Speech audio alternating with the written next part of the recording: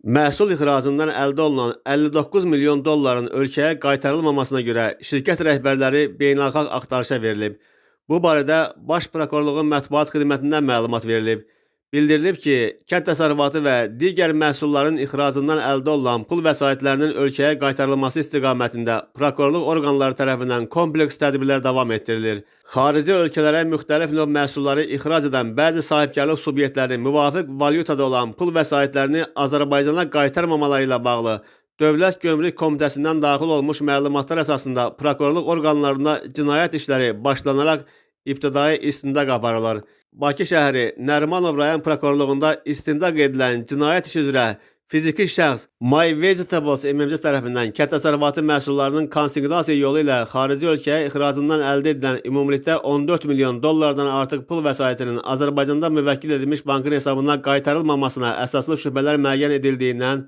həmin hüquqi şəxsə faktiki rəhbərlik edən Hüseynov Gündüz İsmailoğlu iş üzrə Cinayət Məcəlləsinin 208.2.1 208.2.2, yəni qabaqcadan əlbir olan bir qrup şəxs tərəfindən külli miqdardan xarici valyuta vəsaitini xaricdən qaytarmama və 32.3, 308.2, yəni ağır nəticələrə səbəb olan vəzifə səlahiyyətlərindən sui-istifadədə təşkilatçı maddələri ilə təqsirləndirilən şəxs qismində cəlb olunub, barəsində digər cinayət işi üzrə həbs qətimkan tədbirinin seçilməsi nəzərə alınıb. Bakı şəhəri Nərimanov rayon prokurorluğunda istintaq edilən cinayət işi üzrə fiziki şəxs Middle Trades Aksan İdxalat, İxracat və Turizm Limited şirkəti MMC-lər tərəfindən əlvan metalların konsiqnasiya yolu ilə xarici ölkəyə ixracından əldə edilən ümumilikdə 2 milyon dollardan artıq pul vəsaitinin Azərbaycanda müvəkkil edilmiş bankın hesabına qaytarılmamasına əsaslı şübhələr müəyyən edildiyindən həmin hüquqi şəxsə faktiki rəhbərlik edən qeyd olunan hüquqi şəxslərin rəhbəri Hindistan vətəndaşı Bijay Kumar Takir iş üzrə Cinayət Məcəlləsinin 208.2.1, 208.2.2 və 308.2 maddələri ilə təqsirləndirilən şəxs qismində cəlb olunub və barəsində dövlətlərarası beynəlxalq axtarış elan edilib. Bundan başqa Bakı şəhəri Sabunçu rayon prokurorluğunda istintaq edilən cinayət işi üzrə fiziki şəxs Aroma Servis MMC tərəfindən əlvan metalların konsiqnasiya yolu ilə xarici ölkəyə ixracından əldə edilən ümumilikdə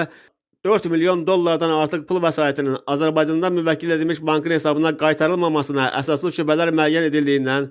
həmin hüquqi şəxsə faktiki rəhbərliyi həyata keçirən Xələfov Ramil Rafiqoğlu iş üzrə Cinayət Məcəlləsinin 208.2.1, 208.2.2 və 308.2 maddələri ilə təqsirləndirilən şəxs qismində cəlb olunub və barəsində dövlətlərarası beynəlxalq axtarış elan edilib.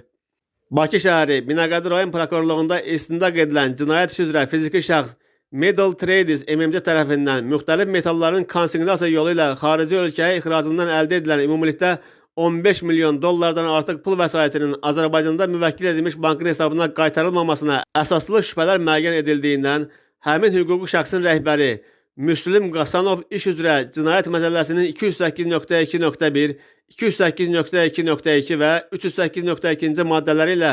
təqsirləndirilən şəxs qismində cəlb olunub və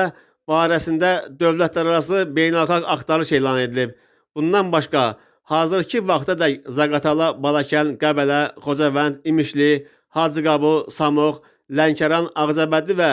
Yevlax rayon prokurorluqları tərəfindən həyata keçirilən tədbirlər nəticəsində bəzi sahibkarlıq subyektlərinin xarici ölkələrə ixrac edilmiş kənd təsərrüfatı məhsullarının alqı-satqısından əldə etdikləri pul vəsaitlərinin 24 milyon dollarından artıq hissəsinin ölkəmizdə müvəkkil edilmiş bank hesabına qaytarılması